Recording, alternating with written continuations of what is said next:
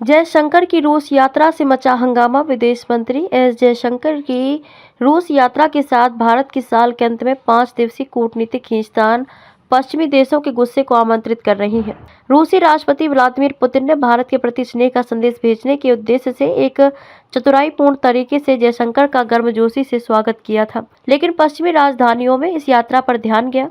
रूस में अमेरिका के पूर्व राजदूत माइकल मैकफॉल ने आरोप लगाया कि भारत नैतिक मूल्यों पर व्यापार लाभ को प्राथमिकता दे रहा है। मैकफॉल ने कहा कि भारत एक समय साम्राज्यवाद के खिलाफ और उपनिवेशवाद को खत्म करने का विश्व चैंपियन था।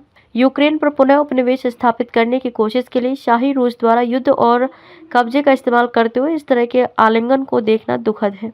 अमेरिकी राजदूत स्पष्ट रूप से यूक्रेन युद्ध के बाद रूस के खिलाफ संयुक्त राष्ट्र में लाए गए प्रस्तावों पर भारत की अनुपस्थिति के साथ साथ नई दिल्ली द्वारा रियायती रूसी तेल के दोहन की ओर इशारा कर रहे थे। मैकफॉल ने कहा, मुझे लगता है कि पैसा मूल्यों से अधिक महत्वपूर्ण है। सोशल मीडिया प्लेटफॉर्म पर पोस्ट की गई उनकी टिप्पणियों पर भारतीय राजनयिक समुदाय ने नाराजगी जताई।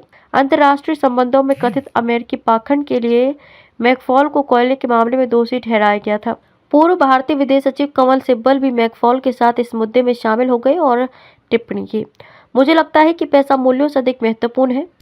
क्या ये उन संबंधों पर लागू नहीं होता जो अमेरिका ने सीसीपी शासित चीन के साथ बनाए हैं, जिसमें शी खुले तौर पर अमेरिकी पश्चिमी मूल्यों का तिरस्कार कर रहे हैं, उन्हें दबा रहे हैं। तिब्बत और शिनजियांग में स्वतंत्रता, चीन अमेरिका का सबसे बड़ा व्यापार भागीदार बना हुआ है। आरटी ने एक रिपोर्ट में भारत रूस संबंधों पर पश्चिमी नाराजगी का संदर्भ देने की कोशिश करते हुए कहा कि भारत वर्तमान में अपना लगभग 20% तेल रूस से आयात करता है।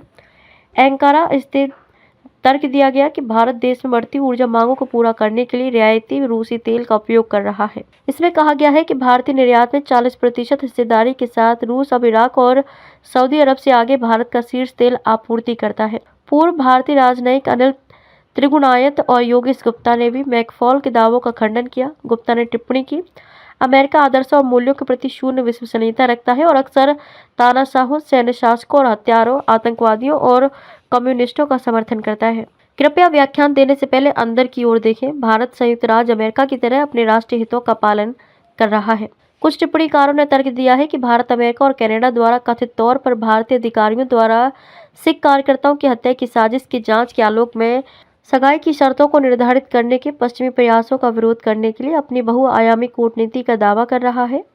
जयशंकर की रूस यात्रा ब्रिटेन स्थित दैनिक फाइनेंशियल टाइम्स को दिए गए प्रधानमंत्री नरेंद्र मोदी के साक्षात्कार के बाद हुई थी, जिसमें उन्होंने हत्या की साजिशों पर सवालों के जवाब दिए थे और अमेरिका पर लक्षित एक संदेश में इस बात पर जोर दिया था कि सहयोग के लिए पूर्ण समझौता आवश्यक नहीं है। हालांकि भारत के आलोचनात्मक टिप्पणीकारों के एक वर्ग का दावा है कि जयशंकर की रूस यात्रा का हत्या की साजिशों को लेकर अमेरिका और कनाडा में चल रही जांच से भारत के परेशानी से कोई संबंध नहीं है। लिंक्डइन पर एक पोस्ट में डेरेक ग्रॉसमैन ने कहा कि जो भारतीय कहते हैं कि जयशंकर खालिस्तान मुद्दे पर अमेरिकी व्यवहार या पाकिस्तान के साथ जुड़ाव के प्रतिशोध में मास्को गए थे, वे अच्छे विश्वास में बहस नहीं कर रहे हैं।